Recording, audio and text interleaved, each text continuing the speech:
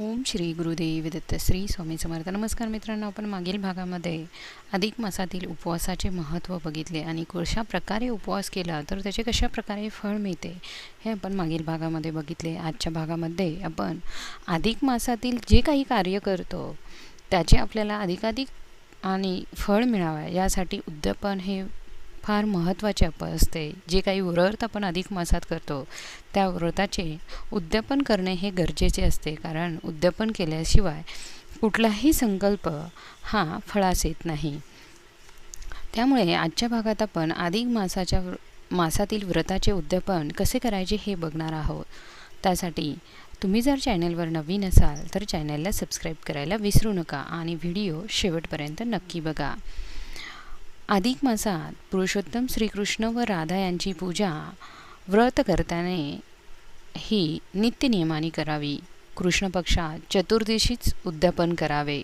ती तिथी अडचणीमुळे चालत नसेल किंवा काही सूतक असेल, अनेक अडचणी असतील तर कृष्ण अष्टमी किंवा नवमी तिथी या दिवशी उद्यापन केलं तरी चालते. नवमीनंतर राधाकृष्णाची पूजा करण्याची आवश्यकता नसली तरी स्नान, दान, उपवास अमावास्येपर्यंत मात्र सोडू नये.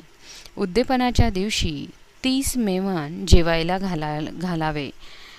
ते शक्य नसल्यास 7 किंवा 5 देखील जेवू घातले तरी चालतील. मंगलवाद्य वाजून उत्सव करावा. सुंदर व्यवस्था करावी. रांगोळ्या काढाव्या. चारी दिशांना मंगल कलश हा स्थापन करावा. त्यात आंब्याचे पाने ठेवावे. वस्त्राने ती झाकावी. घटावर नारळ ठेवावे. प्रत्येक घटाशी वासुदेव, संकर्षण, अनिरुद्ध यांची प्रतिमा स्थापावी. मध्यभागी कळशावर पूर्ण पात्रावर तांदूळ टाकून त्यावर राधासहित श्रीकृष्णाची मूर्तीही स्थापन करावी. पुरोहित वेदशास्त्र संपन्न असावा. 4 विद्वान ब्राह्मणांना जपासाठी घरी आमंत्रित करावे. त्यांना वस्त्र द्यावी, दक्षिणा द्यावी व त्यांना संतुष्ट करावे.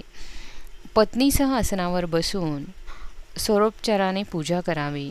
जपकर्ता ब्राह्मणांकडून संकर्षण, वासुदेव आणि अनिरुद्ध यांच्या नावाचा कमीत कमी 108 वेळा जप हा करून घ्यावा. चारी दिशांना मोठमोठे दीप लावावे. पूजेनंतर आरती, कीर्तन करावे. रात्री जागरण करून अधिक मासाचे पुराण वाचावे. तर्पण, मार्जन करावे. राधाकृष्णाची आरती करावी. दोघांनीही प्रदक्षिणा घालून ब्राह्मणाला आपल्या इच्छेनुसार सुवर्ण व पूर्ण पात्र दान करावे. प्रदान देणे दाम्पत्याला पूर्वनियोजित दाने द्यावीत. भगवान पुराणाचा ग्रंथ हा वैष्णव ब्राह्मणांना द्यावा. 30 दाम्पत्यांना अनारशाचे वाण द्यावे. 2.5 प्रस्थ मापाचा डबा द्यावा. त्यात 33 अनारसे घालावे. ज्यांना अनारसे देणं शक्य नाही त्यांनी पीठ, साखर, तूप इत्यादी द्यावे. पंचपक्वानाचे भोजन द्यावे. भोजनानंतर संतुष्ट ब्राह्मणाला दक्षिणा द्यावी. पूजा केलेल्या पुरुषोत्तमाची प्रार्थना करावी. यस्य स्मृताचं नामोक्ता हा श्लोक म्हणून मी जी काही पूजा केली आहे त्याचा तुम्ही स्वीकार करावा असे म्हणून मूर्तीवर अक्षता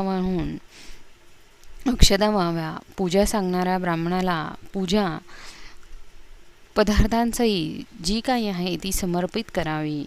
पुरुषोत्तमाची षोडोपचार पूजे करावी. अमावास्याच्या दिवशी विसर्जन करून ते सर्व काही आचारास दान द्यावे. ब्राह्मण भोजन द्यावे.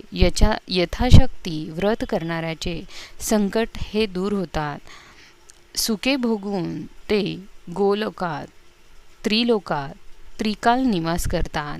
आणि हे सर्व काही आपल्याला जर शक्य नसेल तर अधिक मासाचं उद्यापन म्हणून ब्राह्मणाला आपल्याला घरी बोलवणं दान शक्य नसेल, पूजा करणं शक्य नसेल तर आपण एक ब्राह्मणाला किंवा मेहून आपण जेवू घालू शकतो आणि ब्राह्मणाला दक्षिणा किंवा सिदा देऊन आपल्या व्रताचे उद्यापन हे करू शकतो. मित्रांनो, पुढील भागामध्ये आपण अधिक मासात जे काही उपवास करायचे त्याबद्दल काही नियम सांगितले गेले आहे, ते नियम आपण बघणार आहोत.